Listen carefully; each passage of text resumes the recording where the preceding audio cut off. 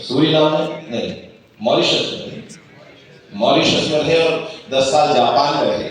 तो मैं उस विषय को लेकर आज का विषय लेना चाहता हूँ। कविताएं तो अलग अलग भाव की रहती हैं। जब हिंदी की बात चलती है तो मैंने एक हिंदी वंदना लिखी थी जब स्वर्ण जयंती मनाई गई थी, गणतंत्र की राजभाषा का दर्जा मिला था हिंदी को।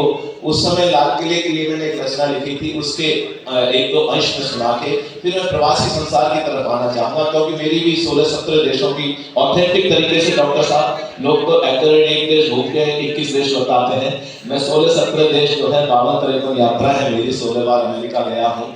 लेकिन कभी मैं प्रचार नहीं करता, वो प्रचार मैं उसके बारे में बात अलग करूंगा। तो हिंदी वंदना से बात शुरू करना चाहता हूँ। वह सीधी सीधे अभिधा है, उसमें कोई ज्यादा व्यंजना लक्षणा का कोई ज्यादा समावेश नहीं है। तो मैंने कभी कहा कि रसों छंदों अलंकारों का सुलभित गान है हिंदी, रसों छंदों अलंकारों का सुलभित गान है हिंदी, सनातन प्रेम संस्कारों का एक वरदान है हिंदी। और वही जो विश्व के आंगन में ये हिंदी की बुरवाई, डॉक्टर साहब जब विदेश जाते हैं तो हिंदी की बुरवाई को लेकर जाते हैं कि वही जो विश्व के आंगन में ये हिंदी की बुरवाई, लगा हिंदुस्तान का एक विजय अभियान है हिंदी, लगा हिंदुस्तान का एक विजय अभियान है हिंदी। उस हिंदी के अभियान को अपने हिंदी वंदना के गीत से आपके मन तक पहुंचाता हूँ। और देखिएगा कवि जो होते हैं उनके पास कोई तबला हारमोनियम कुछ नहीं होता है, केवल आपका जो साथ होता है। साथ कैसे होता है जानते हैं? बात समझ में आए तब भी ठीक है, नहीं भी समझ आए तो ताली बजाना, ताकि पड़ोसी को पता नहीं लगे आपको समझ में नहीं आ रहा है। तो मैं कविता पढ़ता हूँ और आपका समर्थन चाहता हूँ कि अमर रहे वैभव तेरा हिंदी मातृ महान। एक काम और कर लीजिएगा आपको, हालांकि संख्या की कोई समस्या नहीं होती, जितने भी हम तो उस परंपरा के लोग हैं कि कुरुक्षेत्र के मैदान में भगवान कृष्ण कवि के रूप में थे और अर्जुन श्रोता के रूप में थे। एक तो श्रोता और थे बताते हैं, वो भी सुन रहे थे। तो पूरा श्रीमद् भगवत गीता जैसा महाग्रंथ तैयार हो जाता है। संख्या की समस्या नहीं होती, लेकिन सभागार में जब कहीं खाली खाली लगता है तो मन में लगता है कि इतने बड़े महाविद्यालय में संख्या कम क्यों है। अगर आप उचित समझे तो अपने 2-4-5 मित्र होंगे यहाँ कॉलेज में, उनको एक SMS कर दीजिएगा कि वो भी आ जाए, आनंद रहेगा। कि अमर रहे वैभव तेरा हिंदी मातृ महान, करेंगे हर एक सांस पर तेरा ही यशगान, तेरा गौरव गान।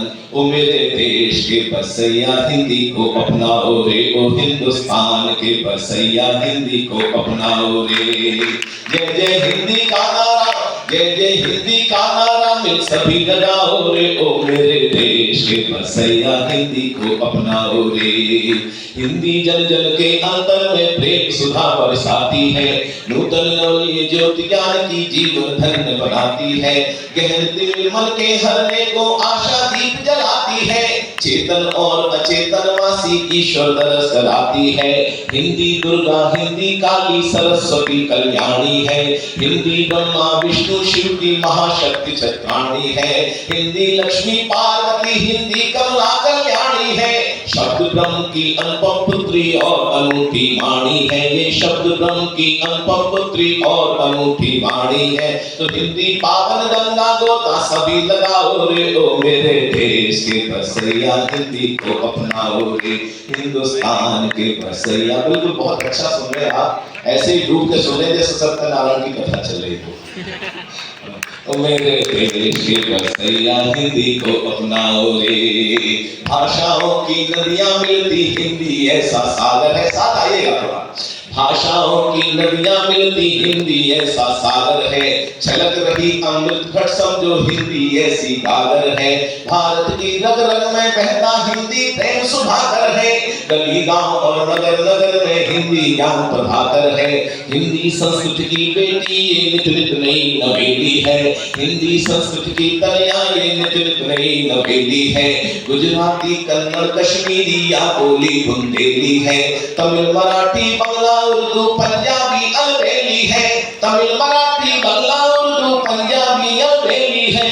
हिंदुस्तानी हर भाषा हिंदी की की सखी सहेली है जी, हिंदुस्तानी हर भाषा हिंदी की सखी सहेली है। तो हिंदी माँ की ममता छैया ना बिसराओ रे, ओ मेरे देश के बसैया हिंदी को अपनाओ रे, ओ हिंदुस्तान के बसैया हिंदी को अपनाओ रे। और कुछ पंक्तियां और पढ़ देता हूं मैं कि सूफी संतों को जिस भाषा ने शाश्वत वरदान दिया, सूफी संतों को जिस भाषा ने शाश्वत वरदान दिया, तुलसी सूर कबीरा सबने हिंदी का आह्वान किया, तुलसी सूर कबीरा सबने हिंदी का आह्वान किया। वल्लभ विठल और जायसी हिंदी का गुणगान किया, तो मीरा और रसखान ने भी हिंदी अमृत का पान किया।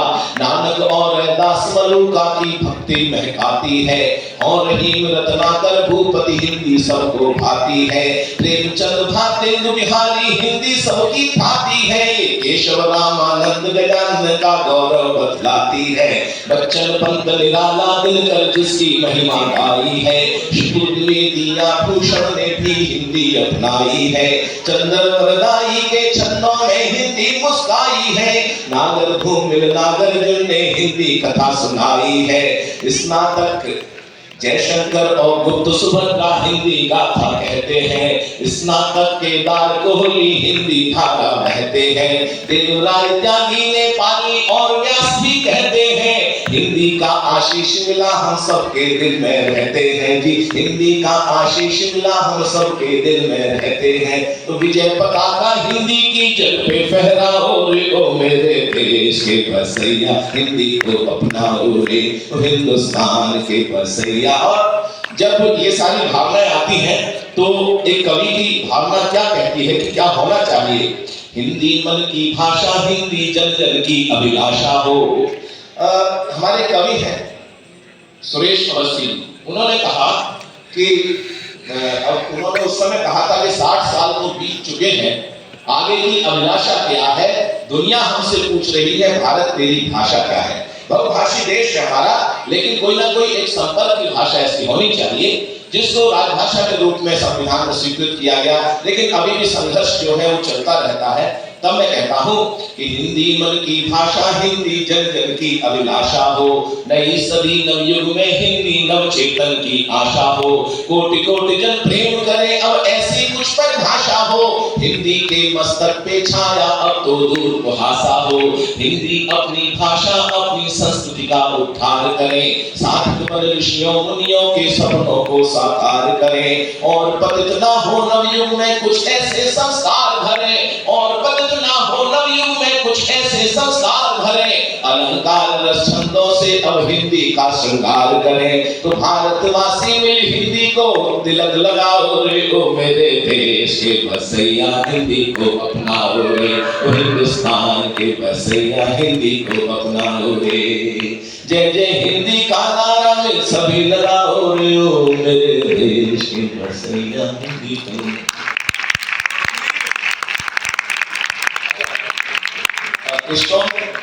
कोई बात नहीं, अभी सुन लेंगे।